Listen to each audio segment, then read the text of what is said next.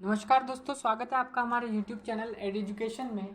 संविदा शिक्षक वर्ग 3 की आपकी हिंदी की क्लास चल रही है, जिसको हमने विजय पथ नाम दिया है, विजय पथ सीरीज। और उसमें अनेक शब्दों के लिए एक शब्द टॉपिक से आपके 10 प्रश्न हो चुके हैं। 11वां प्रश्न आपके सामने स्क्रीन पर है। तो आज का पहला और अभी तक की जो क्लास है अनेक शब्दों के लिए एक शब्द टॉपिक से रिलेटेड, उसका 11वां प्रश्न आपके सामने स्क्रीन पर है। निम्नलिखित शब्दों के लिए दिए गए विकल्पों में से उपयुक्त शब्द को चुनिए। बिना पलक गिराए के लिए एक शब्द आपको बताना है। पहला ऑप्शन है निर्निमेष, दूसरा निर्निमेष, तीसरा है निर्निमेष और चौथा है कोई नहीं। इन सभी तीनों अक्षरों में मात्रात्मक त्रुटि है। तो एक में स का उच्चारण है, एक में श का उच्चारण है और एक में रकार का अंतर है।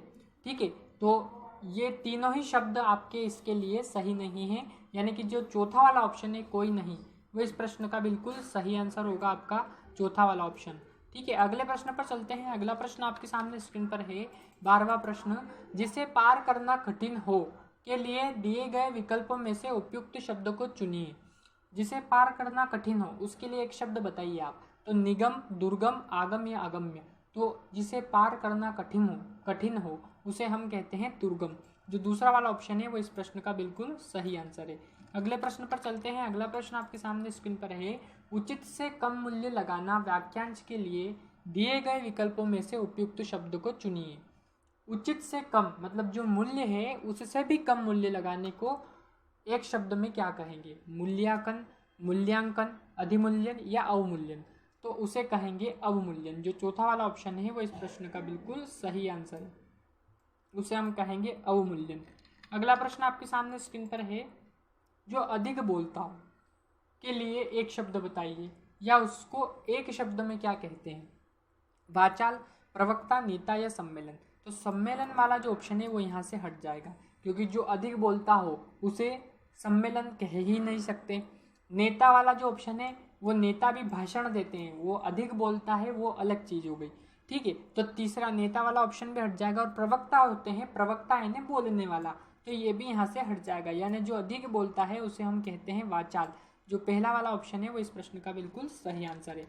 अगला प्रश्न आपके सामने स्क्रीन पर है, निम्नलिखित शब्दों के लिए दिए गए विकल्पों में से आपको उपयुक्त शब्द को चुनना है। जो पहले कभी नहीं सुना गया उसे अश्रुतपूर्व कहेंगे, अश्रुतपूर्व कहेंगे, अश्रुतपर्व कहेंगे या अश्रुतपूर्व कहेंगे। इसमें भी मात्रात्मक जो सुधार है वो आपको देखना है, और मात्रात्मक दृष्टि से सही शब्द आपको इसका आंसर बताना है। जो सही शब्द है वही इसका आंसर होगा। तो जो पहले कभी नहीं सुना गया, यानी जिसे पहले कभी हमने सुना ही नहीं, उसे अश्रुतपूर्व कहेंगे, जिसमें दोनों बड़े ऊ की मात्रा है। वो आपका बिल्कुल सही आंसर है, वो बिल्कुल सही शब्द है अश्रुतपूर्व। अगला प्रश्न आपके सामने स्क्रीन पर है। अगला प्रश्न है, जिसका वर्णन वचन द्वारा न हो सके को हम क्या कहेंगे? अनिर्वचनीय, अतिर्वचनीय, अनिर्वचनीय या अनिर्वचनीय। ठीक है, इसमें भी मात्रात्मक दृष्टि से आपकी मिस्टेक्स है। तो जिसका वर्णन वचन द्वारा न हो सके उसे हम कहेंगे जो पहला वाला ऑप्शन है, जिसमें छोटी ई की मात्रा है और वह पे रकार है, र का। तो अनिर्वचनीय, यह आपका बिल्कुल सही आंसर होगा। अगला प्रश्न आपके सामने स्क्रीन पर है। अगला प्रश्न है, जिसके पास कुछ न हो को अकिंचन कहेंगे, निर्धन कहेंगे, नंगा कहेंगे या दरिद्र। तो दरिद्र इन्हें होता है गरीब, तो ये यहाँ पर नहीं आएगा।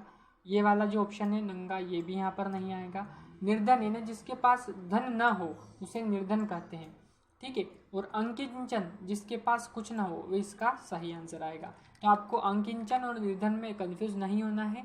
जिसके पास धन ना हो उसे निर्धन कहते हैं, लेकिन जिसके पास कुछ ना हो उसे अंकिंचन कहते हैं।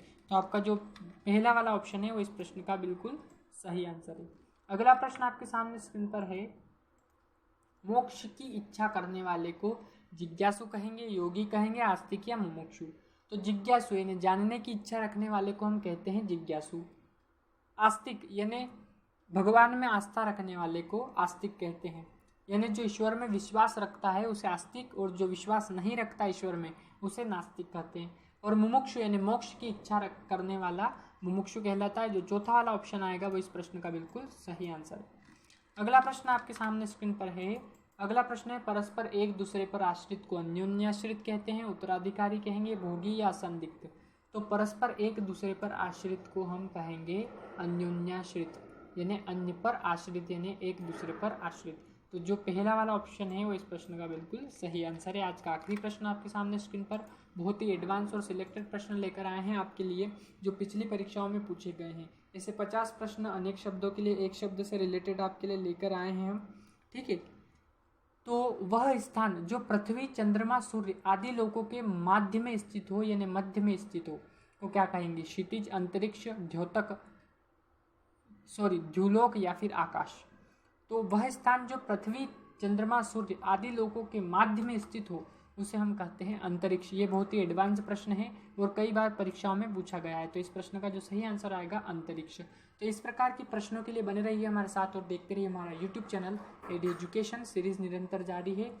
तो सीरीज को नाम भी हमने इसलिए ही विजय पथ दिया है। इसमें बहुत ही सिलेक्टेड और एडवांस प्रश्न जो पिछली परीक्षाओं में पूछे गए हैं, ऐसे प्रश्नों का समावेश इस सीरीज में किया है, इसलिए ही इसको नाम विजय पथ दिया है।